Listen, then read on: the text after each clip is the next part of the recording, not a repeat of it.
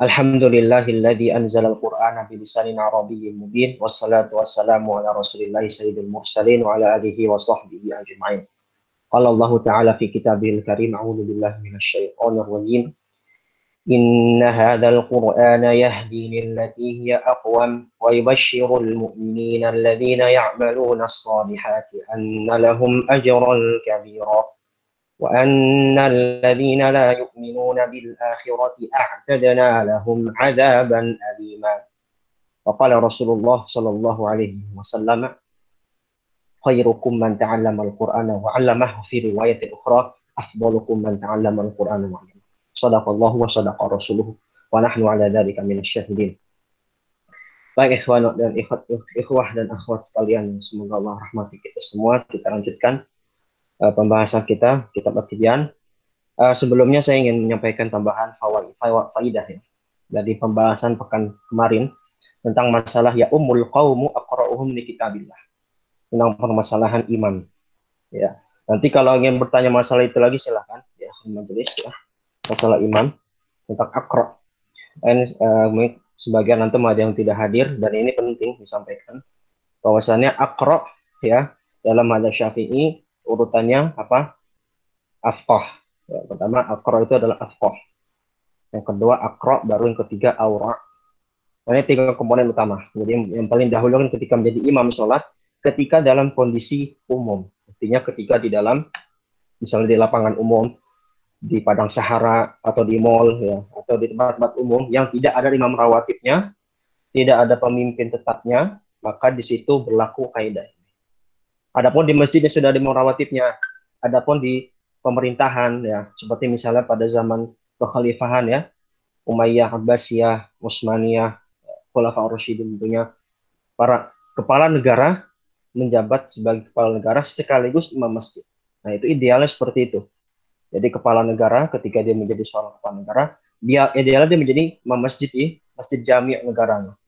Misalnya negara kita Indonesia punya masjid jami' di Istiqlal. Ya, idealnya ya, walaupun tidak wajib, idealnya Pak Jokowi jadi imam rawatib di masjid Istiqlal. Ya, idealnya. Tapi memang zaman sekarang sangat sulit ya ditemukan hal seperti itu. Hatta di Saudi pun Raja Salman pun tidak jadi imam ya. Dari zaman ke zaman Raja Saudi pun yang menjadi kiblat umat Islam saat ini tidak ada para raja-raja jadi imam. Dan itu memang pada generasi salafun saleh, di mana kecintaan umat, ya pendidikan umat itu teratur dari keagamaannya, pendidikan umum dan sebagainya macam. Jadi idealnya memang pemimpin negara kalau dia punya kekuasaan di negara tertentu atau wilayah tertentu, misalnya ketua RW termasuk ketua RT, camat, ya, wali kota, ya dia jadi imam di masjidnya. Atau imam rawatib, masjid-masjid umum ya, masjid-masjid umum, masjid jami yang punya rawatib, dia tetap menjadi hak lebih afdol dia jadi imam, walaupun di belakangnya ada yang afqah. Ya, walaupun di belakangnya ada yang afqah. Tapi kalau dalam kondisi tidak ada imam tetap, ya, di suatu tempat, maka berlaku kaidah kemarin itu afqah, aqra, dan aura. Kalau Hambali, dia membalik. Hambali itu dia aqra dulu baru afqah. Kenapa? Apa dalilnya? Atau apa hujah mazhab Syafi'i mendahulukan afqah daripada aqra? Dalilnya adalah tindakan para khulafaur rasyidin. Bahwasannya khulafaur rasyidin itu dari zaman Abu Bakar, Umar, Utsman, Ali, imamnya adalah mereka. Abu Bakar menjadi imam selama 5 waktu, Umar menjadi imam ketika khalifah selama 5 waktu, sementara di belakangnya ada ahli qiraah dari kalangan sahabat. Siapa contohnya? Ubay bin Ka'ab, Abu Darda, ya. Lalu Utsman bin Affan, kalau Utsman bin Affan memang termasuk ahli qiraah, dia juga termasuk. Tapi kalau kita lihat Abu Bakar dan Umar, utamanya Umar itu beliau nggak hafal Quran 30 juz. Para sahabat Nabi SAW itu nggak semuanya hafal Quran 30 juz. Bahkan dalam suatu riwayat disebutkan bahwa Umar itu hafal Al-Baqarah itu 8 tahun. Berapa? 8 tahun. Umar bin Khattab itu. Kenapa? Karena beliau menghafalnya sebagaimana metode para salafun saleh. Yaitu mereka menghafal Al-Quran 10 ayat plus makna. 10 ayat plus makna diamalkan. 10 ayat plus makna diamalkan. Pelan-pelan, step by step. Nah, itulah menjadikan mereka menjadi ahli Quran yang sesungguhnya. Makanya Umar bin Khattab itu nggak hafal Quran 30 juz. Abu Bakar, wallah alam saya lupa, Abu Bakar hafal Quran 30 juz. Enggak. Tapi banyak dari kalangan sahabat yang nggak hafal Quran 30 juz. Yang hafal 30 juz itu adalah yang ahli-ahli qiraah biasanya. Zaid bin Thabit, Ubay bin Ka'ab, Muawiyah bin Abi Sufyan, penulis wahyu. Ya. Ya, beberapa, hanya beberapa. Nah, tapi pada kondisi realnya, ketika mereka menjadi khalifah, dan dalam sholat lima waktu pun menjadi imam adalah yang mereka-mereka ini. Kenapa? Karena Umar didahulukan karena dia lebih paham dalam masalah fikih. Beliau lebih ahli, sebagai jadi khalifah. Nah ini jadi pendapatnya dari madhab Syafi'i. Kalau Hambali kenapa dilakukan akra? Karena keumuman hadis. Dan akra itu memang lebih diutamakan adalah karena yang bacaannya paling bagus. Ya, bacaannya paling bagus ya. Walaupun dia kurang afqah. Ingat standar afqah itu minimal apa? Dia ngerti masalah fikih ibadah ya, baik toharoh, sholat, zakat, puasa, haji. Ya. Paling minimal lagi toharoh, sholat. Ya. Jangan sampai imam itu dia walaupun dia fasih bacaan Qur'annya, tapi dia nggak ngerti hukum-hukum sholat, khawatir ketika dia mengimami suatu kaum ada permasalahan ibadah, permasalahan sholat yang tidak dia mengerti, menimbulkan fitnah nanti sehingga.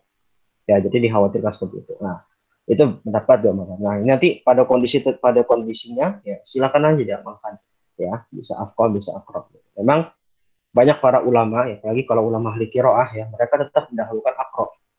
Ya, mereka tetap mendahulukan akrab daripada afqah. Ya, karena standar imam itu adalah bacaan ya. Itu seperti itu. Apalagi dari kalangan ahli qiraah. Jadi mereka melakukan akrab. Ya, gitu, seperti itu. Nah, makanya gimana solusinya? Solusinya seperti saya sampaikan pekan lalu, yang ahli fikih belajar tajwid ya, belajar kiroah ya, yang ahli kiroah belajar fikih, belajar hadis segala macam sehingga melengkapi. Tidak tidak tidak sebelah walaupun tidak ahli ya. Ahli fikih nggak harus jadi ahli kiroah, minimal tahu. Ahli kiroah nggak harus jadi ahli fikih, yang penting tahu fikih. Seperti itu. Oke, itu masalah afdoliyah dalam urutan imam sholat. Nah, ada juga yang belum saya sampaikan pekan lalu. Nih, utamanya para tulab ya. Saya harap tulab di sini pesan bisa rata-rata ya minimal bisa mengimami masjid atau musola. Ya. Nah, karena kan antum dilihat orang, oh ini belajarnya di pesantren, belajarnya di UI kan, apalagi seorang muslim ya kan. Nah, maka harapan masyarakat ini jangan antum pupuskan. Nah, ketika antum jadi imam ya sebagai tulab, nanti juga berlaku untuk tolibat ya. Ya, tolibat ketika sesama mereka, sama kalian ya. Ketika menjadi imam, pertama yang mesti diperhatikan adalah kalian mesti meniatkan diri menjadi imam. Meniatkan diri menjadi imam. Di mana maksudnya? Kalian kita ingat dalam niat ibadah, ya, niat ibadah itu di hati tetap. Sepakat para ulama. Tetapi boleh nggak dilafazkan? Boleh, boleh, bukan bid'ah, ya, bukan bid'ah. Memang ada pendapat ulama yang menyatakan bid'ah, tetapi itu justru menyalahi pendapat mayoritas ulama. Ya, menyalahi pendapat mayoritas ulama. Dikatakan bahwasannya Imam Syafi'i dalam katanya membid'ahkan usolli fardhu subhi misalnya. Ya, itu tidak ada riwayatnya ya. Bahkan di pendapat intra mazhab Syafi'i yang muktamad, pendapat yang dikuatkan dalam mazhab Syafi'i bahwasanya melafazkan niat itu adalah mustahab, sunnah. Nah, tetapi ingat, niat yang dihuting apa? Niat dalam hati. Ya, niat dalam hati, bukan dalam lafaz. Lafaz itu hanya penguat saja, penguat. Yang paling terpenting apa? Hati. Ya, makanya Imam Ghazali pernah menyatakan bahwasan dan Al-Wajiz itu mengatakan bahwasannya niat itu di hati, mahalluha fil qalb. Betul, memang sepakat para ulama niat itu dalam hati. Cuman jika ada yang melafazkan itu nggak masalah. Untuk menguatkan saja. Misal, contoh, kasih analogi. Ketika mencintai seseorang, kita mencintai seseorang, suka seseorang. Pasti dalam hati kita ada timbul rasa cinta, ada timbul rasa suka.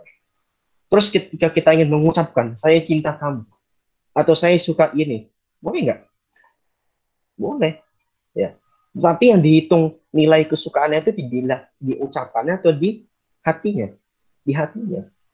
Nah, itu ada lagi para ulama yang menyatakan bahwasanya lafaz niat itu boleh. Ya, bahkan di Minhajul Talibin dinyatakan jelas Imam Nawawi di situ. Niat itu minimal terpenuhi dalam suatu apa? minimal, bahkan di Safinatun Najah deh, nggak usah jauh, di Safinatun Najah disebutkan. Bahwasan niat ibadah dan niat sholat itu minimal terpenuhi dengan 3 syarat. Pertama dengan niat sholat, usul. Yang kedua niat sholat apa? Fardu atau sunnah. Yang ketiga jenis sholatnya apa? Maaf, tadi usolli, fardu atau sunnah. Lalu jenis dari fardu sunnahnya apa? Misalnya fardu subuhi, atau fardu zuhri, atau fardu asri, ya kan? Atau jenis kalau sholat sunnah apa? Sunnahnya tahajud, atau sunnahnya ba'diyah, qobliyah, seperti itu. Nah, minimal terpenuhi 3 syarat. Nah, khusus bagi antum yang menjadi imam, itu mesti tambahkan niat. Maksudnya mesti di dalam hati boleh ya. Tentunya dalam hati itu ya. Nanti kalau dilafazkan juga nggak masalah. Minimal ada niat imaman. Ya, misalnya kita lafazkan, usolli fardhos subhi imaman. Saya niat salat subuh menjadi imam. Nah, ini penting. Kenapa? Karena di dalam Al-Muqaddimah Al-Hadramiyah fi Fiqh Sadati Syafi'iyah, Imam Bafadl Al-Hadrami menyatakan barang siapa yang tidak meniatkan imam ketika dia menjadi imam, maka dia tidak dihitung menjadi imam. Artinya dia tidak sholat sendiri, itu ya, sholat munfarid. Ya, jadi kalau dia jadi imam, ya jadi imam, ya jadi imam bagi satu orang pun ya, tetap antum meniatkan dalam hati, dikuatkan. Nanti kalau mau lebih kuat lagi dilafazkan boleh. Itu dengan apa? Dengan niat menjadi imam. Karena kalau imam tidak meniatkan diri jadi imam, maka dia tidak sah menjadi imam. Artinya dia sholat sendiri. Begitu ya. Nah, itu penting nih, penting ya. Penting. Jadi kalau menjadi imam ya, mesti niatkan dia jadi imam. Kalau makmum enggak. Kalau makmum enggak wajib niat jadi makmum. Misalnya usolli fardhos subhi makmuman. Enggak wajib, tapi boleh. Ya, berarti boleh. Yang penting dia ada niat mengikuti imam. Begitu ya. Nah, ini penting disampaikan agar nanti kalau antum jadi imam tidak terhitung munfarid. Ya, sayang ya. Sah salat ya, insyaallah sah ya. Tapi kalau enggak niat imam, nanti hitungnya munfarid. Lalu yang kedua, menaikkan dari imam juga setelah yang kedua adalah kemarin pertanyaan dari Azhar kalau nggak salah. Imam itu mereka menyesuaikan dengan kondisi para jamaah. Yang sesuai dengan sunnah, imam itu menyesuaikan dengan kondisi para jamaah. Ya. Menyesuaikan di sini artinya kita tidak menuruti nafsu kita untuk panjang-panjang banget bacanya, tapi juga tidak menuruti hawa nafsu makmum yang ingin pendek-pendek terus. Gimana? Nah, Rasulullah SAW sudah memberikan solusi. Kalau subuh itu kadar bacaannya kira-kira dari surat Hujurat atau dari surat Qaf sampai juz'an. Kadarnya ya. Berarti sekitar berapa tuh? 60 ayat ya. Paling panjang 60 ayat. 40 sampai 50 ayat. Paling panjang. Ya. Kalau Zuhur Asar kita nggak anggap kan apa? Zuhur Asar kan sholat sir ya. Ya, kalau Zuhur Asar kalau kita mau hitung, Zuhur itu ya setengahnya subuh. Ya, tapi karena dia sir kali jadi nggak kerasa sih. Asar setengahnya zuhur. Jadi kalau misalnya tadi subuh baca 60 ayat, berarti kalau zuhur baca 30 ayat. Kalau zuhur 30 ayat, berarti asar 15 ayat. Ya, perkiraan seperti itu. Dan karena sholat sir, jadi nggak ada sholat-sholat khusus yang Rasulullah perintahkan. Ya, karena sir bacanya tidak dipertengahkan. Yang penting kadarnya segitu. Tapi pada kenyataannya, zuhur asar cepat ya di kita ya. Ya, lebih cepat ya. Jadi cuma baca triokul ya, triokul Allahu Akbar ya. Karena dikira baca sir, jadi ya udah bacanya cepat-cepat ya. Nah, ini mungkin mesti diperbaiki kualitasnya. Kalau zuhur asar tetaplah dijaga kualitasnya. Kalau maghrib bacanya dari al-duha ke bawah, al-duha ke bawah. Atau yang sekadar dengannya. Al-duha ke bawah itu sekadar dengannya. Misalnya antum nggak mau baca juz am, bacanya potongan-potongan ayat tertentu. Ya ambil aja potongan ayat yang pendek, ya jangan panjang-panjang sampai minimal seain lah, maksimal seain lah. Misalnya ambil potongan ayat kursi 255 sampai 254 misalnya. Itu cukup lah buat kadar maghrib ya. Kalau nggak mau baca juz am yang ad-duha sampai ke bawah. Ya, penting kadarnya pendek kalau maghrib. Kalau isya kadarnya pertengahan ya. Pertengahan. Kadarnya gimana? Kadarnya perkiraan seperti surat Al-A'la, Al-Ghasyiyah, Asy-Syams, Al-Lail. Ya ukurannya ukuran sekitar 20 sampai 30 ayat. Nah, seperti itu. Nah, ini penting nih. Kenapa? Nanti jangan sampai kita jadi imam malah dimusuhin makmum ya. Ya. Apalagi kita masih muda-muda ya. Saya pengalaman soalnya. Karena kalau kita masih jiwa muda tuh kadang apa sih dikit-dikit nih orang-orang tua di belakang kan, dikit-dikit tuh bilang bacanya panjang. Tapi kalau kita terus belajar, kita memahami, kita bersosialisasi dengan mereka, maka kita akan paham. Oh ya, begini. Ya, jadi jiwa muda kita ditempatkan pada tempatnya. Kalau makmumi orang anak muda semua, oke lah bisa panjang. Ya, atau di pesantren ya. Kayak misalnya kemarin kan kalau kita dulu masih offline ya, saya subuh, Jumat subuh saya baca As-Sajdah, Al-Insan. Karena memang kondisinya kalian semua telat, diharapkan yang bisa untuk bacaan seperti itu.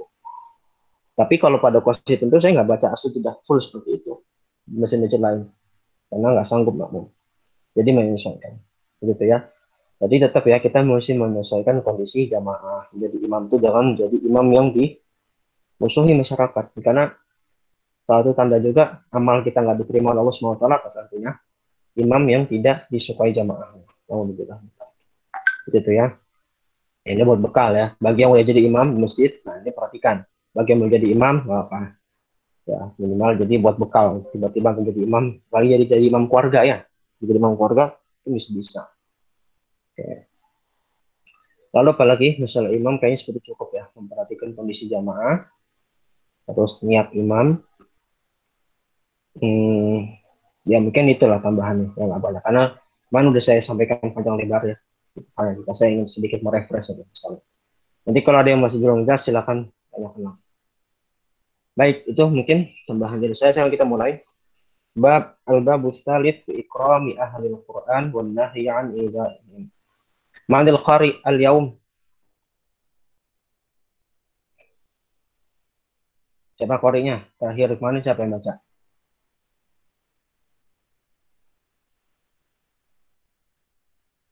Ada yang mau ngaku nggak? Kalau ngaku saya tunjuk nih.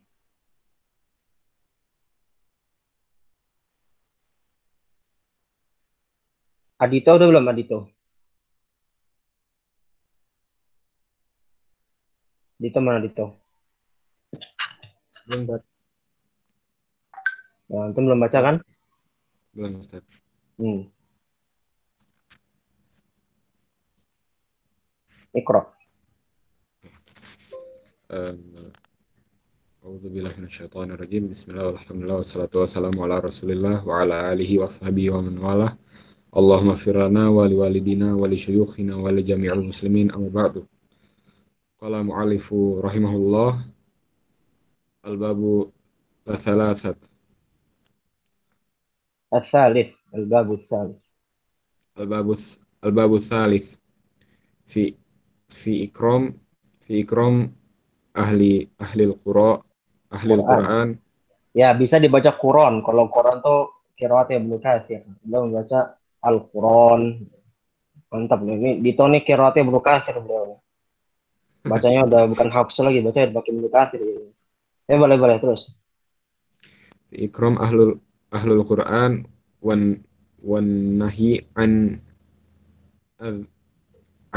adahum. Adaihim. Sebenarnya yang lebih tepat tuh mungkin dikoreksi ya, yang udah punya kitab dikoreksi. Yang benar tuh an idaihim. Di sana idaihim. Ya, kalau di situ dia namanya bisa kitab bisa beda-beda, cetakan bisa beda-beda sih.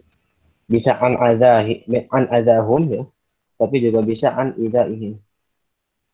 Ya, terus an an ini idaihim. babnya judulnya maksudnya adalah bab kemuliaan ahli Quran dan larangan dari menyakitinya. Nah, ini menarik ya. Kemuliaan ahli Quran dan larangan untuk menyakiti ahli Quran. Ya, terus Qala Allah Ta'ala dzalika wa man yu'adzim. itu Quran itu pakai tajwid maksudnya. Qala Allah Ta'ala dzalika wa man yu'adzim Nah, nun ketemu ya apa hukumnya? sya'airallahi. Nun ketemu ya hukumnya apa? Apa tadi? Nun ketemu ya hukumnya apa? Di eh, dileburkan tadi. Nah, lembur. Ya udah. Berarti gimana bacanya? Dzalik Dzalika wa man yu'azzim sya'airallahi fa innaha min taqwal qulub. Wa qala Allah Ta'ala dzalika wa man yu'azzim hurumatillahi fahuwa khairun lahu 'inda rabbih. Wa qala Allah Ta'ala wakhfid jana wakhfid janahaka limanit Wakfiyum, taba'aka wakfiyum lebih minal tebal. mu'minin. Wakfiyum, yang wakfid, yang kaidah. Wakfiyum janahak. Wakhfid wakhfid wakhfid janahaka limanit taba'aka minal mu'minin. Wa qala Allah Ta'ala walladzi walladzina yu'dzunal mu'minina wal mu'minati bighairi maktasabu bighairi maktasabu bighairi maktasabu faqadih tama faqadih tamalu buhtanan wa itsman mubina. Oke. Kalau Allah Azza wa Jal, Allah Subhanahu wa Ta'ala berkata, dan ini metode Imam Nawawi, kalau beliau membawakan satu bab, ya, beliau memulai dengan Al-Quran, As-Sunnah, baru perkataan para ulama. Ini adabnya. Jadi kalau kita menyampaikan suatu dalil, itu urutannya Al-Quran, As-Sunnah, Hadis, baru perkataan para ulama. Lalu nanti kalau dirojihkan pendapatnya, nah, baru pendapat beliau paling akhir. Beliau berkata, Allah Subhanahu wa Ta'ala berkata, "Dzalika wa may yu'azzim sya'airallahi fa innaha min taqwal qulub." Demikianlah barang siapa yang mengagungkan syiar-syiar Allah, bahwasannya dia, maka sesungguhnya dia adalah orang yang takwa hatinya. Di dalam penafsirannya, syair jamak dari syiar. Ma makna syiar?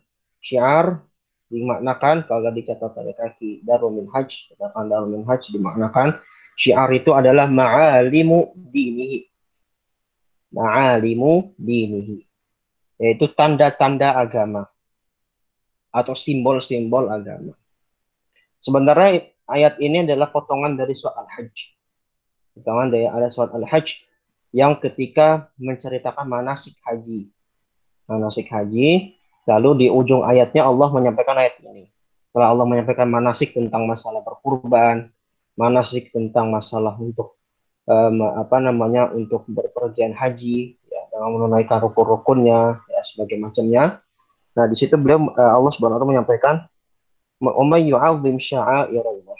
Nah, syair ini sebenarnya dalam penafsiran, di dalam tafsir Jalalain, tafsir Ibnu Katsir, termasuk juga tafsir Sa'di, tafsir modern mengatakan bahwasanya syiar di sini maksudnya kalau kita merujuk pada ayat asalnya di Al-Hajj itu menunjuk pada hewan-hewan ternak.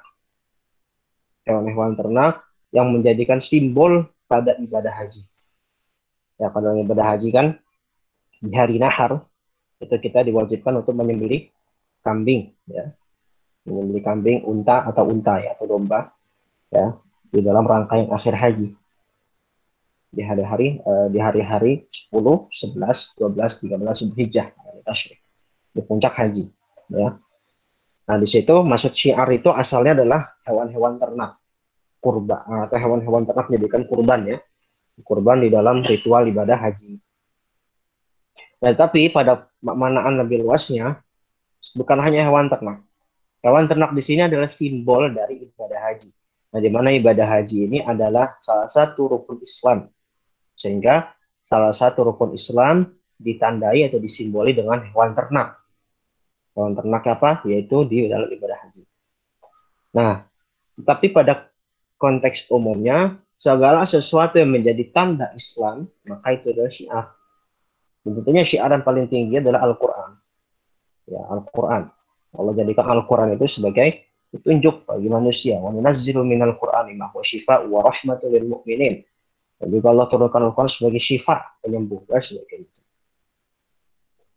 Masuk juga syiar, ya, adalah tanda-tanda atau amaliyah yang disunnahkan oleh Rasulullah SAW.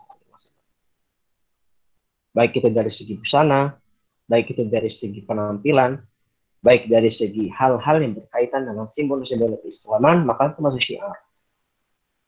Sholat, satu syiar umat Islam dengan sholat adalah adanya azan. Azan itu ada syiar bagi ibadah sholat dan segala macam bisa dikiaskan dengan hal itu. Nah, kata Allah Subhanahu wa taala, barang siapa yang mengagungkan syiar-syiar Allah, maka dia termasuk orang yang bertakwa. Ya, bertakwa. Dan di sini karena kita membahas Al-Qur'an secara khusus ya, maka kita bisa artikan bahasa pengagungan Al-Qur'an. Barang siapa yang mengagungkan Al-Qur'an, karena Al-Qur'an termasuk syiar, maka dia termasuk orang yang bertakwa hatinya. Salah satu bentuk mengagungkan gimana? Bagaimana salah satu mengagungkan cara mengagungkan syiar Allah atau syiar Islam. Misalnya Al-Quran ya, kita bahas tadi khusus saja Al-Quran saja. Misalnya Al-Quran, gimana kita cara mengagungkan Al-Quran? Pertama, ketika kita misalnya meletakkan Al-Quran dengan buku-buku lain. Misalnya kita di dalam satu lemari ada buku Al-Quran, ada buku fikih, ada buku hadis, ada buku akhlak, ada buku bahasa Arab, ya. Maka salah satu cara mengagungkan Al-Quran, dan ini adab. Dan ingat, adab itu kita mainnya bukan halal, haram, mubah, makruh. Di atas itu adab itu, ya. Jadi kalau dan nggak main-main dalil-dalilan. Ya, ingat, adab itu nggak perlu dalil. Ya, karena adab itu bukan masalah hukum taklifiyah. Ya, kalau yang udah belajar usul fikih, kita mengenal hukum. Ada hukum taklifiyah, ada hukum wabai. Ya, adab itu bukan masalah hukum taklifi, yaitu hukum wabai. Ya, adab itu di atas itu semua. Kalau itu gimana? Kita beradab terhadap Al-Quran. Ketika ingin mengagungkan Al-Quran adalah kita meletakkan Al-Quran atau mushaf Al-Quran di atas dari kitab-kitab itu semua.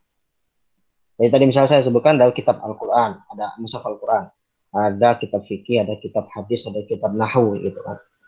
Cara mengagungkannya adalah gimana? Kita letakkan mushaf Al-Quran paling atas. Terus di bawahnya adalah kitab hadis, misalnya ada kitab Sahih Bukhari, atau jangan besar-besar deh, Arba'in Nawawi aja. Arba'in Nawawi, ya kan? Bawahnya hadis. Bawahnya hadis fikih baru. Jadi Al-Quran itu karena kalamullah, hadis itu karena kalamul Rasul, bawahnya adalah kalamul ulama. Ya, kalamul ulama. Nah, perkataan ulama yang paling dijadikan prioritas utama adalah perkataan para ulama fikih setelah Al-Quran dan hadis. Jadi misalnya kita ada mushaf di paling atas, terus bawahnya hadis, bawahnya fikih, bawahnya lagi apa? Baru lugoh, ya, bahan nahwu, sorof, balagoh, ya, adab, akhlak, termasuk bawahnya itu. Nah, itu satu cara sederhana kita memahami bagaimana kita mengagungkan Al-Quran seperti itu. Dan juga jangan taruh Al-Quran di bawah kaki ya. Ini jika adab yang kurang beradab. Ini bukan adab lagi, emang ini nggak beradab. Kadang antum duduk ya, selonjoran Al-Quran taruh di kaki begitu aja, itu nggak beradab ya, nggak beradab. Ya, atau Al-Quran ditaruh di paling bawah. Kadang-kadang saya nemu di maktabah pesan bisa. Waktu itu pas masih kita di sana. Saya nemukan sering antum meletakkan mushaf itu selalu sembarangan. Bahkan taruh di bawah. Ini nggak sopan ya. Nggak sopan. Itu nggak yu'adzim sya'airallah. Ya. Ada ditaruh jadi bahkan ditumpuk-tumpukan. Buku-buku tumpuk bawahnya adalah mushaf. La haula wala quwwata illa billah. Ini su'ul adab, su'ul adab. Ya. Jadi jangan dilakukan seperti itu. Nah, ini mungkin yang ada di pesan bisa nih mungkin bisa dipraktekkan langsung ya. Mengagungkan syiar Allah Al-Quran itu seperti itu. Mushaf itu taruh di atas. Ya, di maktabah itu coba ditaruh di atas semua. Ya. Taruh paling atas, semua. Taruh di situ. Jangan ditumpuk-tumpuk. Nah, itu bukan termasuk Al-Quran, itu menghina Al-Quran tanpa tidak sadar. Ya. Termasuk juga mengagungkan Al-Quran adalah mengamalkan. Yang paling penting adalah mengamalkan, membacanya. Tidak hanya dijadikan pajangan. Tidak hanya sekedar mengoleksi mushaf sebagai cetakan tapi tidak dibaca. Nah, ini bukan termasuk ta'zim sya'airillah. Bukan termasuk mengagungkan syiar-syiar Allah Subhanahu wa taala. Wa qauluhu ta'ala wa qala Allah ta'ala wa may yu'azzim hurumatillah fa huwa khairul lahu 'inda rabbih. Dan barang siapa yang mengagungkan hurumatillah. Hurumat dalam tafsir Ibnu Katsir yang disebutkan tafsir lain ya. Biasanya saya sering pakai dua tafsir ini ya. Ibnu Katsir ya, karena ada di rumah Ibnu Katsir dan Jalalain. Dan ma'ruf di kalangan kita. Sama kalau tafsir yang mudah di kontemporer, tafsir As-Sa'di, Syekh As-Sa'di, gurunya Syekh Utsaimin. Itu juga mudah dibaca. Dan bahasa Arab tentunya. Dzalika may yu'azzim hurumatillah. Hurumatillah dimaknakan bahwasanya hurumat itu bisa berguna 3 macam. Pertama, hurumat itu sesuatu yang diharamkan Allah. Sesuatu yang diharamkan Allah. Ya. Riba, zina, khamr, babi, ya, anjing, dagingnya, segala macam, dan berbagai macam yang diharamkan Allah SWT, itu masuk hurumat. Tetapi dalam konteks ayat ini, lagi-lagi ini masih soal Hajj. Nah, soal Hajj itu disebutkan bahwasannya hurumat di sini adalah Makkah Madinah. Ya, karena haram Makkah Madinah. Termasuk juga daerah-daerah haram, Musdalifah, Arafah, itu masuk hurumat. Barang siapa yang mengagungkan hurumatillah, fahuwa khairul lahu inda rabbih, maka dia mendapat kebaikan di sisi Tuhan. Artinya ketika kita mengagungkan sesuatu yang, kalau kita maknakan hurumat itu adalah sesuatu yang diharamkan, bukan berarti kita mengagungkan yang diharamkan. Maksudnya adalah kita mengagungkan Allah untuk meninggalkan keharaman itu. Maksudnya itu seperti itu. Bukan berarti kita misalnya yu'adzim hurumatillah, kita mengatakan hurumat di sini adalah yang diharamkan Allah, terus kita mengatakan, oh begitu kita mengagungkan khamr, mengagungkan zina, la haula wala quwwata illa billah. Bukan begitu maksudnya. Maksudnya mengagungkan hurumat, kalau kita maknakan sebagai hal-hal yang diharamkan Allah Subhanahu wa taala, adalah kita meninggalkan itu. Berbeda kalau kita maknakan dalam Mekah, Madinah, Musdalifah, Arafah, maka kita memang mengagungkan dengan sangat agung. Mekah, Madinah misalnya. Di situ terjadilah namanya istilahnya apa? Apa istilah orang dulu tuh? Hukum alam. Ya. Jadi kalau kita ngomong kotor ya, ngomong kasar aja, itu ya apa istilahnya? Apa sih? Saya lupa istilah. Jadi kalau dia ngomong gitu langsung ada balasannya di situ juga. Nah itu namanya itu masuk karena haram ya. Misalnya kita juga berbuat fahisyah, berkata kotor, berkata keji, ya. Karma, hukum karma, Kualat hukum karma. Kenapa Ismail? Ya, hukum karma. Ya, hukum karma. Ya, hukum karma itu berlaku sekali di Mekah Madinah. Ya. Bahkan ada kisah, ada seseorang pedagang kaya di Mekah. Rumahnya dekat sekali dengan Masjidil Haram. Ya. Lalu dia nggak pernah datang ke Masjidil Haram satu kali pun, semenit pun nggak pernah. Lalu ketika dia wafat, itu jenazahnya kan dibawa ke Masjidil Haram untuk disolatkan. Dan tahu sendiri, mungkin yang udah umrah, yang udah pernah haji, pasti tahu gimana kondisinya ketika, apalagi sekolah sebelum pandemi ya, kalau pandemi kan beda. Sebelum pandemi pasti sangat berdesak-desakan, musim haji, musim umrah. Di bawah itu mayatnya sampai nggak bisa dimasukkan ke tempat tempat sholat imam. Jadi ditendang-tendang. Jadi orang-orang itu ketika ada jenazah itu tidak ada rasa hormat kepada jenazah, tidak ada pemuliaan. Padahal sudah dibawa dengan keranda. Dan kalau kalian tahu, kalau jenazah di Arab Saudi, baik itu ulama, baik itu raja, mereka tuh jenazahnya nggak pakai apa ya? Apa tutup peti, nggak pakai peti ya. Kalau kita pakai peti nggak sih? Peti itu ada tulisan la ilaha illallah. Itu juga khilaf ya, para ulama. Kalau mereka nggak, jadi jenazah aja, cuma pakai keranda, udah jenazahnya nggak pakai tutup-tutupan. Nah itu dibawa ke Masjidil Haram untuk disolatkan di tempat imam tersebut. Itu nggak nyampe-nyampe sama 2 jam 3 jam. Kenapa? Karena ketendang-tendang orang. Ya karena dia apa? Karena saking dosa-dosakan orang sehingga jenazah jatuh, jatuh naikin. Nah, ini balasan Allah langsung yang terjadi di kota Mekah ya. Ini disaksikan oleh para guru-guru kami ketika itu yang bercerita. Yaitu seperti itu. Nah, itu balasan yang orang yang nggak pernah sholat di Masjidil Haram, pedagang kaya, muslim, tapi dia tidak pernah mengagungkan hurumatillah di Mekah. Seperti itu kondisinya. Alhamdulillah. Ya, makanya kita sebagai seorang muslim, sebagai hamalatul Quran, kita yu'azzim syairallah dan yu'azzim hurumatillah. Wa qala Allah Ta'ala waqfid janahaka liman ittaba'aka minal mu'minin. Dan juga rendahkan. Janah itu sebenarnya secara bahasa itu sayap ya. Sayap burung itu janah. Tapi di sini maknanya dia rendahkan dirimu. Artinya tanganmu ya, perilakumu kepada orang-orang yang mengikutimu. Jadi kalangan orang beriman. Ini sebenarnya khitabnya kepada Nabi Muhammad SAW. Tapi juga berlaku bagi para juru dakwah. Juru dakwah hendaknya dia berlemah lembut dalam berdakwah, tidak kasar dan sebagainya. Waqala Allah Ta'ala, ini masih ayat-ayat semua. Walladzina yu'dunal mu'minina wal mu'minat biqairi maktasabu faqad ihtamalu buhtanan wa itsman mubina. Dan orang-orang yang menyakiti mukmin dan mukminah tanpa sebab yang menjadikan mereka memang mesti disakiti. Artinya dia disakiti tanpa alasan yang jelas. Maka faqadih ta'malu buhtana wa itsman mubin. Maka dia akan memperoleh dosa yang nyata. Ya, dia akan menanggung dosa yang nyata dan besar. Ya ini, dan kita saksikan zaman sekarang bagaimana kaum muslimin, kaum mukminin, mukminat di belahan dunia, di Palestina, di Suriah, di Irak, di Myanmar, di Cina, di Uighur, segala macam dizolimi, digoiri maktasabu, tanpa tanpa alasan yang jelas.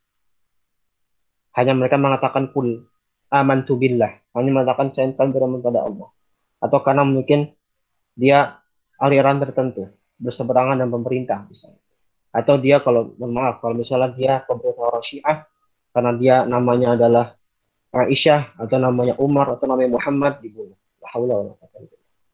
Nah, ini adalah ancaman dari Allah Subhanahu wa taala. Jangan sampai kita menyakiti seorang mukmin dan mukminah tanpa kesalahan jelas. Kenapa?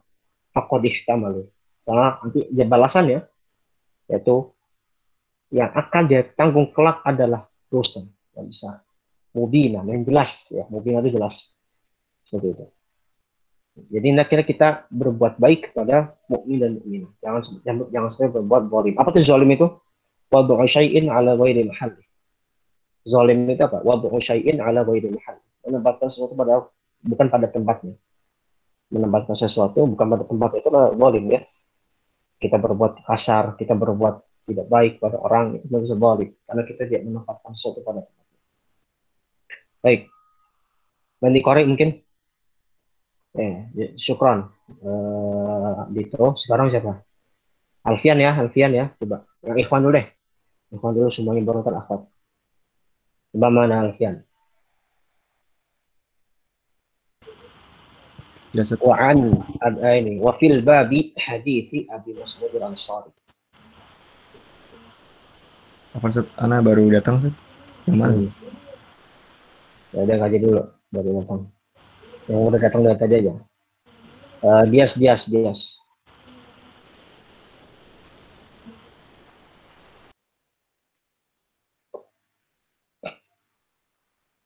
Mana Dias?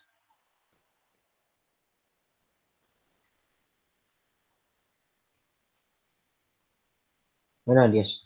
Dias ada nggak? Mungkin dia terlalu khusyuk menyimak kalau jadi pakai khusyuknya mungkin nggak dengar. Lanjut aja jadi. Siapa nih? Yusman.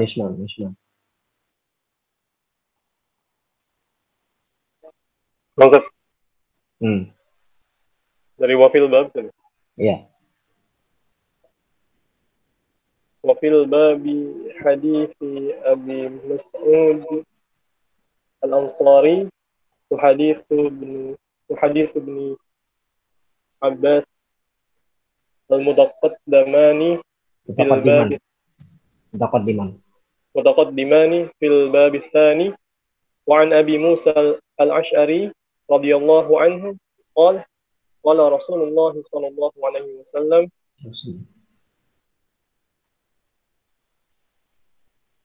إن من إجلال الله تعالى إكرام ذي الشيبة المسلم وحامل القرآن غير الغالي فيه والجافي عنه وإكرام ذي Sultani. Mudhaf ilaih. Termasuk asmaul khamsah tuh, di sultan ya. Ada di المقصد رواه أبي داود وهو حديث حسن. Coba baca sampai habis biar cepat aja. Terus. وعن عائشة رضي الله عنها قالت أمرنا رسول الله صلى الله عليه وسلم أن ننزل الناس منازلهم رواه أبو داود في سننه والبزار في المسنده Musnadihi. Antum senang banget di rofa-rofa. Nanti kan jajar, ada harfu jar. في مسنده قال الحاكم أبو عبد الله Abu Abdullah. Aku bisa nama Rofa nih. Anak kasih ganti nama antum aja. Muhammad Yusuf Marfu. Ya. Senang banget baca Rofa ya. Itu kan ada Abu Abdullah. Ya. Waktu itu belajar dahulu kemarin. Misalnya Betul. Khamsah. Abu Abdullah. Bukan Abu Abdullah. Bilang. Abu Kalau Abdullah. Hakim. Kalau Hakim. قال الحكيم أبو عبد الله في في علوم الحديث وحديث صحيح. وعن جابر رضي الله عنه أن النبي Jabir bin Abdullah. Di situ kalau ada yang nggak pakai ibnu Abdullah ditambahin Jabir bin Abdullah. Ini nama sahabat. Ya, bisa jelas. Jabir siapa? Kalau Jabir banyak. Wan Jabir bin Abdullah. وعن جابر رضي الله عنه Pakai bin Abdullah. Jabir bin Abdullah. وعن جابر بن عبد الله رضي الله عنه أن النبي صلى الله عليه وسلم كان يجمع بين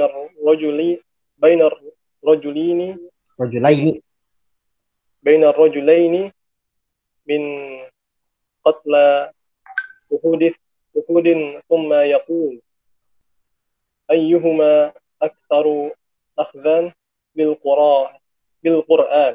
Nggak apa-apa baca Quran nggak apa. Berarti antum qiraat Ibnu Katsir biasa. Ya, sekarang kalau pesan bisa dipakai qiraat semua, Ibnu Katsir semua. Mantap. Itu baca Quran ya. Sahih ya, sahih nggak masalah. Baca Quran. Gitu juga. Boleh baca Quran. Jadi antum kalau antum baca Quran atau baca Quran bisa dua-duanya. Baca Quran. Anak pengen baca Quran dulu nih. Antum berarti udah Ibnu Katsir antum ini. Terus lanjut. فإن أشير إلى أحدهما إلى أحدهما قدمه في اللحد. Al-Bukhari. رواه البخاري. Ya, saya jelaskan sebentar. Abu Musa al-Asy'ari, yang hadis Abu Musa al-Asy'ari, bahwasanya apa? Inna min ijlalillahi ta'ala, sesungguhnya termasuk pengagungan Allah. Ijlalillahi ta'ala itu ada 3. Pertama apa? Ikrama disyaibatil muslim. Memuliakan, ikram itu memuliakan orang yang punya uban, disyaibah. Maksudnya orang tua ya, disyaibah muslim. Menghormati orang yang sudah tua dari kalangan orang muslim ya. Ini tentu akhlak ya. Bagaimana kalau satu hadis Rasulullah SAW bersabda, "Laisa minna man lam yuqir kabirana wa lam yarham shaghirana." Tidak termasuk golongan kami yang tidak menghormati atau memuliakan para kabiruna atau para senior kami, para orang-orang tua kami, dan juga yang tidak menyayangi shaghiruna atau junior kami atau orang-orang muda kami. Jadi termasuk salah satu ijlalullah adalah kita memuliakan orang tua di kalangan muslim. Wa hamilul Quran ghairil ghali fihi wal jafi'ah. Dan juga memuliakan siapa? Hamilul Quran. Ya, kita sudah sering menemukan kata ini hamil itu bukan hanya sekedar hafal. Berarti orang yang memang berinteraksi dengan Al-Quran, yang mengemban Al-Quran dalam kehidupannya, dengan syarat apa? Ghairul ghali wal jafi'an. Dengan syarat dia tidak ghali, tidak berlebihan, tidak gulu. Ya, di sini para ulama menafsirkan hadis ini. Maksudnya gulu itu apa? Gulu fil qira'ah, gulu fil lahn, gulu fit tajwid, wa ghairihima. Dia berlebihan dalam membaca Al-Quran, berlebihan dalam melagu-lagukan Al-Quran, berlebihan dalam mempraktikkan tajwid. Nah, itu termasuk ghali atau jafi'an, ya, bahkan dia meremehkan ya, atau meremehkan bacaan Al-Quran, atau dia mungkin baca Quran cepat banget kayak baca Quran. Ya, kayak baca Quran. Dia seharusnya baca Quran dengan tajwid, dengan tartil, tapi dia bacanya dengan seperti Quran, seperti nggak ada tajwidnya. Ya, seperti baca Quran seperti biasa, sehingga tidak berkesan. Nah, ini kita nggak boleh memuliakan orang yang seperti ini. Kalau kita ingin memuliakan hamil Quran, syaratnya 2. Dia bukan yang ghali dan juga bukan jafi'an. Lalu kita memuliakan wa ikrama di sultanil muqsir. Kita juga memuliakan penguasa yang adil. Penguasa yang adil. Gimana penguasa yang zalim? Ya, penguasa yang tetap kita mesti taati ya, tapi kita nggak ikram. Jadi itu aja. Kalau penguasa yang adil, kita taati, kita muliakan. Tapi kalau penguasa zalim, walaupun dia muslim ya, baik, kalau kafir jelas kita nggak ada toleransi dengan dia. Tapi kalau dia muslim tapi dia zalim, kita tetap sami'na wa ata'na. selama dia tidak menuju pada maksiat, tapi kita tidak muliakan dia. Ya, sebagaimana hadis Rasulullah SAW ketika hadis Abbad bin Sariyah, ketika Rasul dalam sakaratul mautnya, dia berwasiat, usikum bittaqwallahi wasam'i wa ta'ah wa in ta'amaru 'alaikum 'abdun habasyi. Ya, saya wasiat kepada engkau, kalian semua, untuk bertakwa kepada Allah, sekalipun yang memerintah kalian kelak nanti, ya, dengan pemerintahan kalian adalah seorang budak Habasyah, seorang budak dari Habasyah. Pada zaman dulu budak Habasyah, ya, orang-orang Habasyah dianggap hina, ya, budak. Walaupun budak memerintah kamu, kita mesti sami'na wa ta'na. Walaupun kamu dipukul punggungnya, dirampas hartamu, selama tidak menyuruh pada kemungkaran, ya, tentunya boleh membela diri, tapi ya kalau dia tidak menyuruh pada kemungkaran, maka kita mesti taat, tidak ada memberontak segala macam. Ya, jadi kalau untuk Sultan Muksid, ya, kita memuliakan dengan mendoakan dia. Ya. Terus kalau dia sebagai ulama, dia nasihati Sultan tersebut kepada kebenaran, segala macam. Itu termasuk ikram, masuk ijlalullah, masuk salah satu pengagungan untuk Allah Subhanahu wa taala, 3 golongan tersebut. Lalu hadis Aisyah tadi yang ini, amarana Rasulullah SAW anun zilanna sama nazilahum. Bahwasanya kami diperintahkan untuk menempatkan manusia pada tempatnya, menundukkan manusia pada posisinya. Maksudnya gimana? Nah, ini mungkin sering terjadi, ya, atau mungkin harus bisa ditempatkan. Kalau dia seorang guru, maka kita tempatkan dia sebagai guru. Muamalah dia sebagai seorang guru, walaupun guru itu tersebut lebih muda dari kita. Kita hormati dia. Kita duduki dia sebagai guru. Maka kita duduki dia kedudukan sebagai guru. Jangan hormati dia, cium tangan kalau ketemu, ya seperti itu. Atau dengan manggil dengan panggilan dia sebagai seorang guru. Kalau di kita ma'rufnya dengan dia sebagai ustadz atau kiai, ya, atau orang Sunda ajengan, atau orang Padang buya, ya. Kalau orang Arab dan masuk kita syekh segala macam, kita muliakan, kita tempatkan dia pada tempatnya. Ketika dia seorang penguasa, ketika dia seorang punya kedudukan, direktur lah atau manajer lah, kita sapa dengan panggilan yang dia suka. Pak direktur, Pak doktor, atau Pak manajer, kita tunjukkan dia pada tempatnya. Jangan sampai kita malah tidak menundukkan orang pada tempatnya. Ya, dan ini ada redaksi yang menarik. Amarona Rasulullah SAW. Ini langsung perintah Rasul yang nyuruh kita untuk anun zilanna sama nazilahum, menundukkan manusia sedangkan tempatnya. Perintah Rasul langsung dari perkataan Aisyah radhiyallahu anha. Nah, jadi kita ketika antum punya guru, ya, baik itu ustaz atau ustazah, tentukan dia sebagai ustaz atau ustazah, muliakan dia sebagai guru. Sebaliknya, seorang guru ketika melihat muridnya, duduknya dia sebagai seorang murid. Ya, nanti ada pembahasan khusus adabul alim wal muta'allim. Adab gurunya, bagaimana seorang guru beradab, bagaimana murid beradab. Nah, jadi kita mesti tempat orang pada tempatnya. Ada tulisan menarik dari salah seorang kiai di Facebook. Dia mengatakan begini, kurang lebih. Anda jangan memberikan gelar profesor kepada orang yang belum profesor. Anda jangan berikan gelar doktor atau panggilan doktor kepada orang yang belum doktor. Anda jangan panggil orang ustadz sebelum dia memang sudah menjadi seorang ustadz atau minimal layak jadi ustadz. Anda jangan panggil orang itu kiai atau syekh kalau dia memang belum mendapat layak atau belum mencapai kriteria orang yang bisa dapat kriteria syekh atau kiai tersebut. Menarik perkataan ini bagus. Ya, jadi kita walaupun kita mengucapkan itu mungkin dalam rangka doa. Ya, mungkin nanti antum kelaklah jadi profesor, bagus, tidak masalah ya. Cuman syaratnya kalau antum ingin mendoakan, hati-hati orang tersebut nanti kalau dia belum sampai derajat itu. Misalnya dia masih S1, masih sarjana, terus dipanggil Pak Prof, ya kan? Dipanggil profesor. Tujuan apa? Oh, biar gue doain kamu. Mungkin bagus niatnya. Cuman hati-hati. Kalau dia ada kemasukan nanti sifat takabur, sifat ujub, nah ini mesti dihindari panggilan ini. Ya, hindari. Bahkan sama teman sendiri. Hindari kalau dia ada, nanti kita lihat, wah dia ada unsur ujub nih. Karena dia udah terbiasa dipanggil Pak Prof, ya kan? Lama-lama dia bangga diri, sehingga kalau orang ketemu mesti panggil saya Prof. Padahal dia belum Prof. Dia masih S1. Bahkan dia juga nggak ada lanjutan ingin menjadi S3. Bahkan menjadi seorang dokter. Dokter aja enggak, dengan profesor.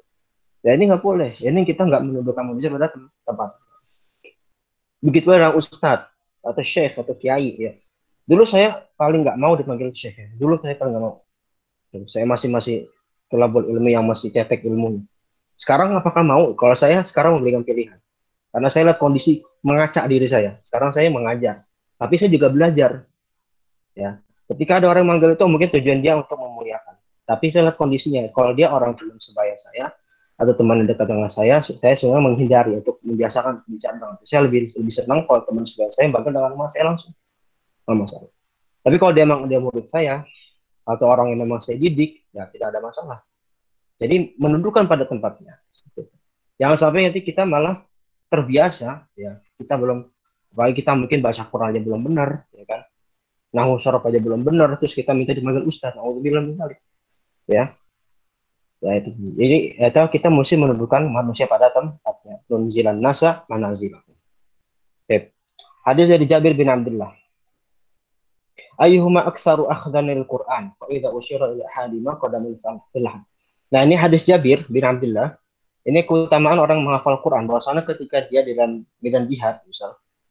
Ini kisah di perang Uhud ya. Di perang Uhud, Nabi SAW melihat ada sahabat yang wafat, syahid. Lalu lihat mana yang paling banyak hafalan Quran. Karena ingin dikuburkan dalam satu liang lahat. Ya. Maka dicari mana yang hafalannya paling banyak. Ayyuhuma aktsaru akhdhan bil Quran. Maksudnya yang paling banyak hafalan Quran. Maka didahulukan. Dia dimasukkan ke dalam liang lahat. Seperti itu. Baik, coba cara yang baca Fakih coba. Baca cepat ya Fakih coba. Ada nggak Fakih? Ada Ustaz. Ya. Coba baca cepat tapi sampai habis, habis. Ustaz, baru beli kitab, jadi belum nyampe kitabnya. Ya udah, bisa baca dari PDF aja. Dari Wa'an Abi Hurairah, ada Abi Hurairah. Bawah. Wa'an. Mana Ustaz? Wa'an Abi Hurairah itu udah pas itu di PDF. Oh, ya. Wa'an Abi Hurairah radhiyallahu an Nabi sallallahu alaihi wasallam.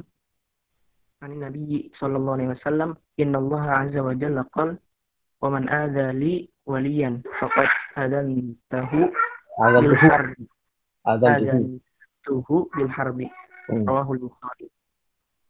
Wa sabata fi sahihaini anhu sallallahu alaihi wasallam annahu qala man shalla subha fa huwa fi zimmatillahi ta'ala fala yaghlibannakumullahu bi syai'in min zimmatihi.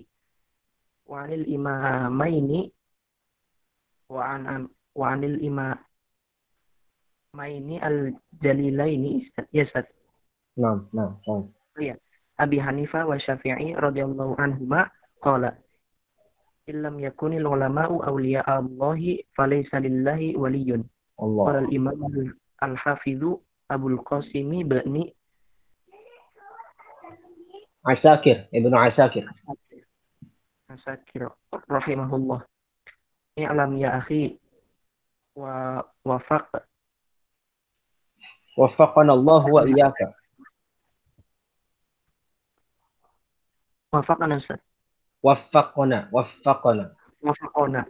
Allah wa iyyaka limardatihi waj'alna mimman yakhshahu wa yattaqihi haqqa tuqatihi. Anna luhumal ulama'i masmumatun wa adatullahi fiha hatki masdar hatki astari muntaqisihim ma'lumatun wa anna min atlaqi lisanihi wa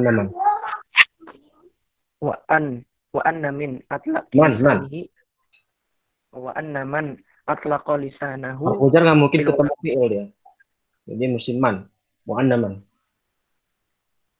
man atlaqa lisanahu fil ulama'i bisalbi ibtalahu Allah Ta'ala qabla mautihi bimautil qalbi. Falyahdharil ladzina yukhalifuna an amrihi an tusibahum fitnatun aw yusibahum adzabun alim. Ini menarik banget dalam ini. Wan hadis dari Abu Hurairah bahwasanya saya langsung ke matan aja ya. Bahwasanya Allah Subhanahu wa taala berkata, ini hadis qudsi, man adza li waliyan faqad adantuhu bil harb. Rawahul Bukhari. Barang siapa yang memusuhi atau menyakiti wali, waliku faqad adantuhu bil harb, maka dia telah mengumumkan perang bagiku. Ya, wali. Siapa itu wali? Nah, ini disebut ada pembahasannya. Wali, kalau kita lihat dari surat Yunus, saya cek ayat berapa. Ini yang ma'ruf sebenarnya. Surat Yunus ayat 62 sampai 63, 62 sampai 65. Ya, ala inna awliya Allah la khaufun alaihim wa lahum yahzanun alladzina amanu wa kanu yattaqun lahumul busyra fil hayatid dunya fil akhirah la tabdila li kalimatillah dzalika wal fawzul azim wa la yahzunka qawluhum innal izzata lillahi jami'ah wassalamu alaikum. Ketahui bahwasanya sesungguhnya wali-wali Allah itu adalah dia tidak mendapatkan ketakutan dan juga tidak akan bersedih. Siapa wali Allah itu? Alladzina amanu wa kanu yattaqun. Syaratnya sama dua ya, yaitu wali Allah itu adalah dia beriman dan bertakwa. Sama kita beriman kepada Allah, sama kita bertakwa kepada Allah. Itu takwa, definisi takwa dari Ibnu Khattab, yaitu ketika kita bagaikan kita melewati jalan-jalan duri, lah kita berusaha menghindari duri-duri tersebut. Duri-duri itu apa? Itu dosa. Ya, duri-duri itu adalah dosa-dosa. Jadi kalau kita lewat jalan banyak duri, artinya kita akan melewati jalan yang tidak berduri. Nah, bertakwa itu adalah kita menghindari duri-duri. Duri dosa, duri kemaksiatan, duri syubhat dan sebagainya. Nah, selama kita beriman pada Allah, kita bisa disebut wali. Ya, jadi wali itu tidak tercukupkan atau bukan tidak sebagai persamaan orang. Wali bisa terbang, ya. Wali bisa bisa sholat di Mekah Madinah. Ya, tidak seperti itu. Walaupun nanti memang dalam pendalaman, tapi tidak mau dalam ya. Memang ada orang-orang yang bisa dapat karomah. Selama dia beriman dan bertakwa, di kalangan wali-wali Allah, itu dia bisa dapat karomah tertentu. Dan karomah itu sifatnya tidak terulang. Nah, karomah itu tidak terulang. Misalnya dia dari lantai 5, tiba-tiba jatuh. Dan dia nggak mati. Itu karomah. Nah, karomah ya. Tapi kita lihat dulu orangnya. Dia orang bertakwa atau orang-orang fajir atau orang berdosa. Kalau dia orang berdosa atau orang pakai ilmu sihir, jelas dia bakal karomah. Ya. Salah satu nanti tambahan dari wali adalah dia punya karomah. Nanti ini pembahasan panjang ya. Tapi intinya yang paling penting adalah wali aja. Wali itu kita orang-orang beriman dan bertakwa.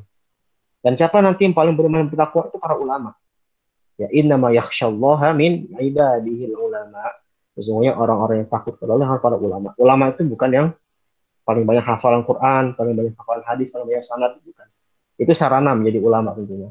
Teman yang paling menjadi ulama adalah orang yang paling takut sama Allah Subhanahu wa taala. Wassallallahu alaihi wasallam.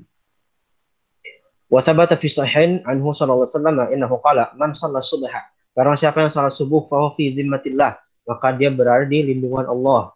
Fala yatlubannakumullahu bi syai'in min zimmati, maka kamu enggak akan minta lagi perlindungan pada Allah kecuali kamu salat subuh itu. Laki-laki salat subuh di masjid, jangan kesiangan. Nah, ini kebiasaan ya. Jadi introspeksi lah, introspeksi masing-masing ya. Tidak usah nunjuk orang, tidak usah orang. Masing-masing, ya, masing-masing. Jikalau antum masih ada yang bangun kesiangan subuh, ya bagi laki-laki, sholat di subuh di masjid ya, baik kamu dapat zimmah, dapat perlindungannya Allah Subhanahu wa taala. Ya, kalau itu cara orang jadi cara orang yang sukses, cerdas itu ya kita bangun pagi. Ya, bangun pagi bukan bangun kesiangan. Ya, kalau kita pengen dapat zimmatullah, kalau kita ingin dapat perlindungan Allah. Kalau akhwat tentunya di rumah. Kalau ikhwan ya jadi permasalahan. Kalau ikhwannya sholat itu sering di rumah. Kalau ikhwan sholat di rumah itu bukan ikhwan, jadi ikhwat nanti. Bukan ikhwan lagi, jadi ikhwat nanti ya. Jadi mesti dibiasakan seperti itu bangun pagi. Lalu nanti ada penjelasan tadi yang saya sampaikan masalah wali. Wa anil imam banil jalilain, dari imam yang mulia yaitu Abu Hanifah dan Syafi'i radhiyallahu anhuma, bahwasanya beliau berkata, in lam yakunil ulama awliya Allah falaisa lillahi wali. Kalau enggak ada ulama, maksud gini, kalau ulama itu bukan wali Allah, maka nggak ada lagi wali bagi Allah. Maksudnya apa? Berarti salah satu wali Allah adalah ulama. Ya, ulama itu adalah walinya Allah Subhanahu wa taala. Walinya Allah adalah ulama. Nah, apa konsekuensi ulama itu wali Allah? Ini penutup pembahasan kita hari ini. Yang paling penting dan saya harap ya yang udah punya kitab ini ditandain. Perkataan siapa? Ibnu Asakir. Ini bawahin. Waqala Imam Al-Hafidh Abul Qasim Ibnu Asakir rahimahullahu taala, berkata Imam Al-Hafidh ini maksudnya apa? Yang hafal hadis ya, ulama muhaddis, ahli fiqh dan sebagainya macam. Yaitu Ibnu Asakir. Ibnu Asakir ini ulama ahli sejarah sebenarnya. ahli sejarah, ahli hadis juga termasuk muhaddisin, termasuk Syafi'i dalam fikihnya. Rahimahullahu taala. Beliau berkata, "I'lam ya akhi, ketahuilah wahai saudaraku, waffaqanallahu wa iyyaka limaradatihi." Semoga Allah memberikan taufik kepada engkau dan juga dapat ridhonya.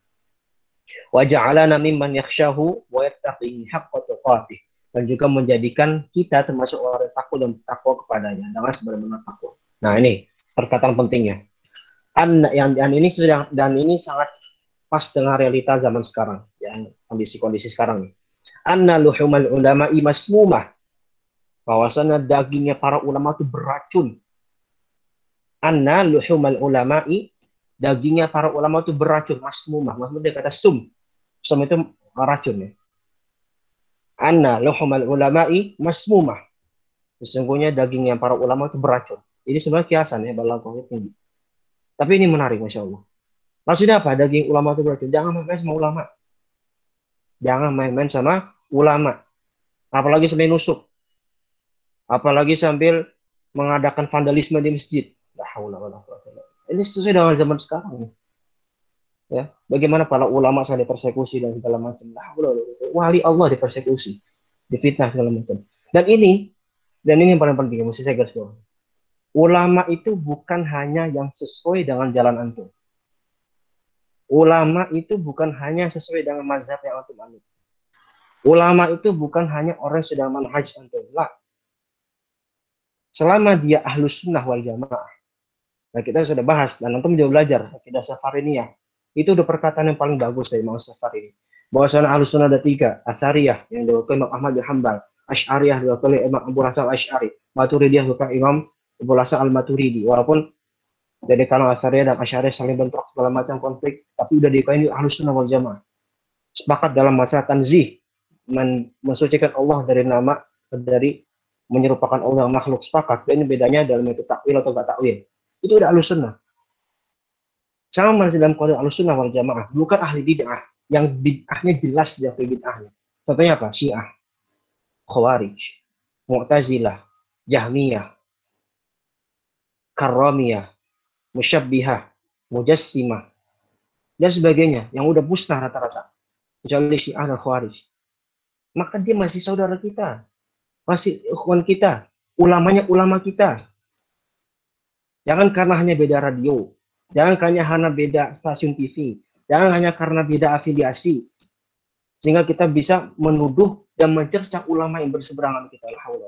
Ini fenomena zaman sekarang. Hatta thalibul ilm.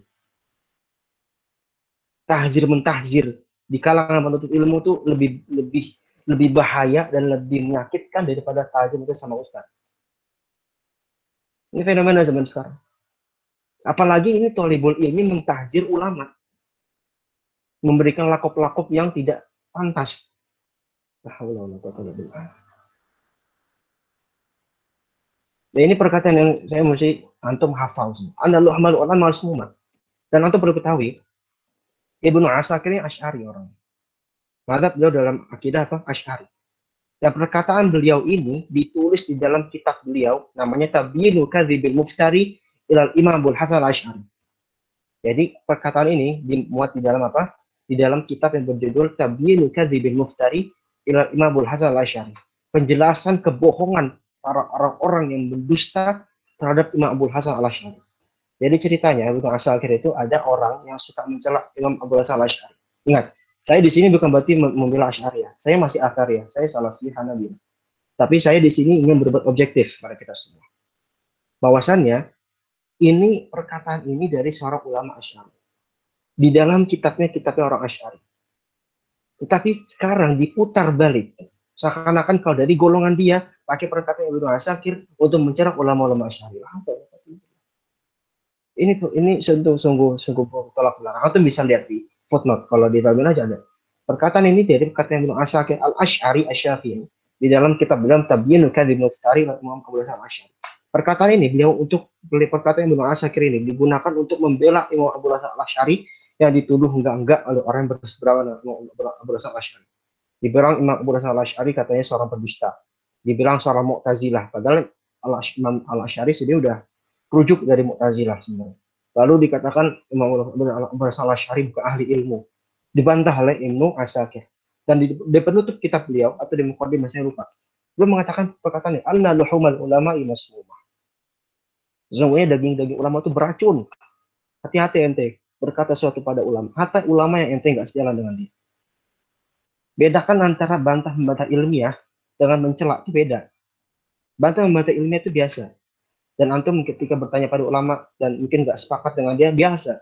Coba ketika mencela, menjatuhkan martabat dia, memberikan badan tidak pantas kepada dia, dengan dalih membela manhaj, dengan dalih ingin memenangkan kelompoknya. Ini sungguh fitnah. Wallahi fitnah ini. Fitnah di kalangan tulabul ilmi sekarang. Anda luhmal ulama yang masmumah. Itu mesti tahu semua. Jangan sampai kita penuntut ilmu terjebak pada fitnah-fitnah seperti ini. Mencela ulama sana sini. Dengan dalih, dengan manhaj apa? Manhaj apa ya? Kalau antum mau manhaj antum salaf, salaf tidak pernah seperti itu. Tidak pernah mencontohkan antum mencela para ulama. Wa'adatullah ya fi hadki astar.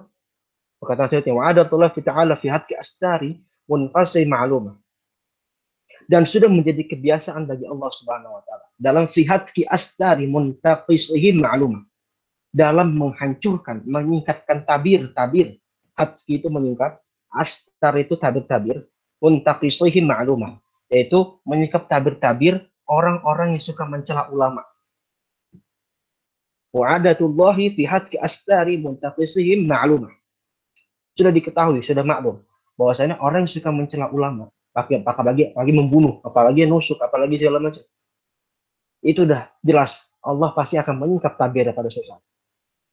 Entah dia tidak akhir hayatnya, tadi kehidupannya kelak.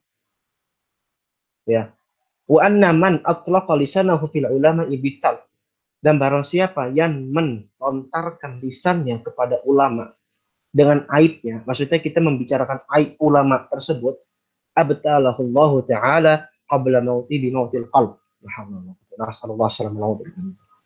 Barang siapa yang memudahkan, melontarkan lisannya untuk mencela aibnya para ulama, dia tahu ada aib ulama ini. Memang juga manusia, ulama itu manusia ya, bukan rasul. Pasti ada aibnya, pasti ada kekurangannya. Dia membicarakan aib tersebut di kalangan umum, di kalangan ilmu untuk menjatuhkan dia, mentahzir dia tanpa tahzir yang syar'i.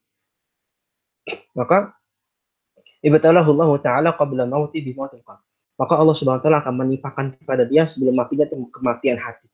Dan kematian hati ini adalah kematian paling besar. Hatinya mati, Allah kunci. Gak bisa menerima kebenaran, gak bisa menerima hidayah.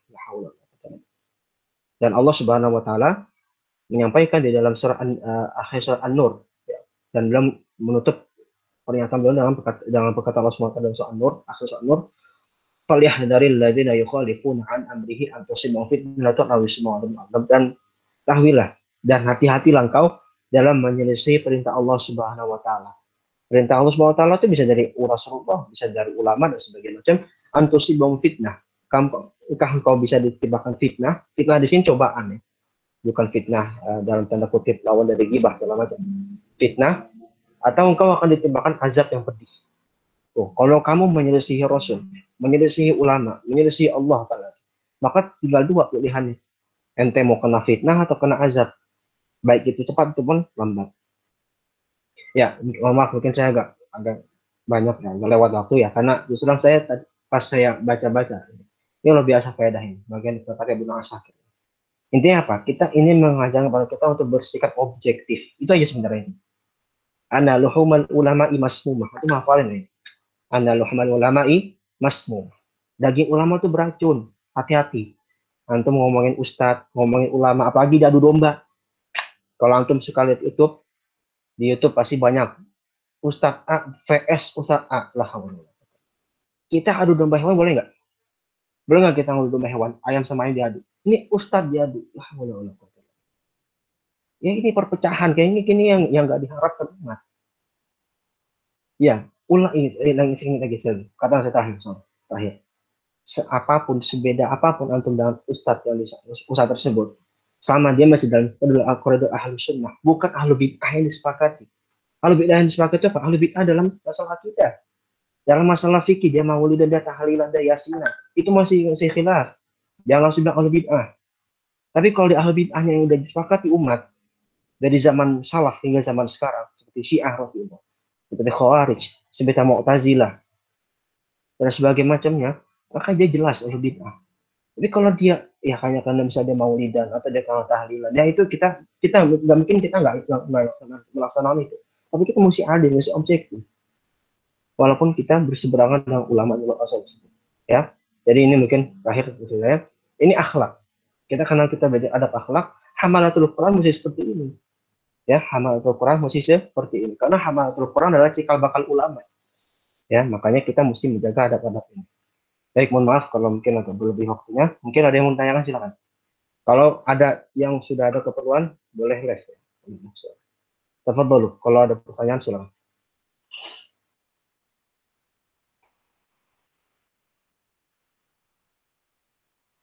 Saya ingin tanya, Ustaz.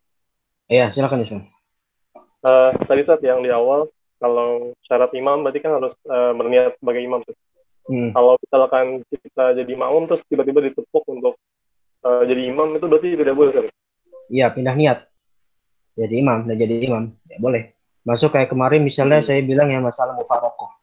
Mufarokoh itu misalnya jamaah ya. Misalnya imamnya baca Al-Fatihahnya amburadul ya. Karena ingat, patokan bacaan itu Al-Fatihah ya. Imamnya itu bacaan itu masih Al-Fatihah. Kalau Al-Fatihahnya sahih, oke, nggak masalah. Sah sholatnya. Jadi kalau Al-Fatihahnya amburadul nih, ya di kalangan Syafi'iyah itu ada perbedaan pendapat. Ada yang mengatakan mesti mufarokoh dia.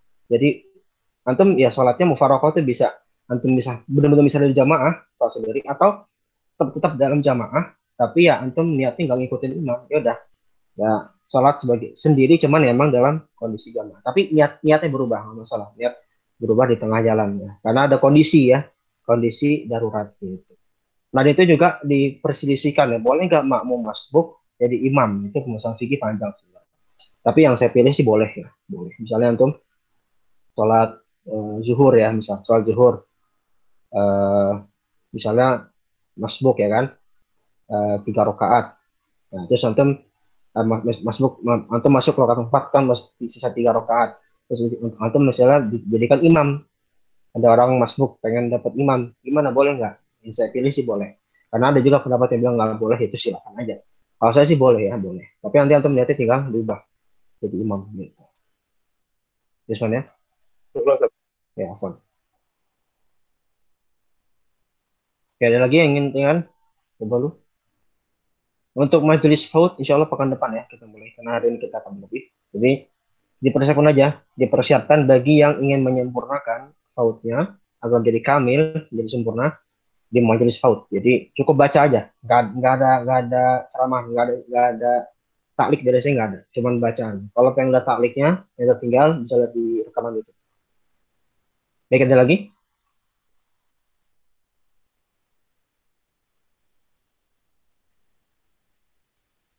Oke, mungkin jelas semua ya, atau tidak jelas semua. Baik, kita tutup ya. Oh ya, mungkin saya tutup dengan doa kafaratul majelis. Lalu pesan 6 silakan keluar semua. Pesan 7 sebentar, jangan keluar dulu. Jadi yang pesan 6 silakan keluar semua. Salah satu doa kafaratul majelis. Lalu ditutup recorder ya. Lalu saya itu pesan 7 sebentar, jangan perlu. Baik, tutup dengan doa kafaratul majelis. Subhanakallahumma wa bihamdika asyhadu an la ilaha illa anta astaghfiruka wa atubu ilaik. Barakallahu fikum.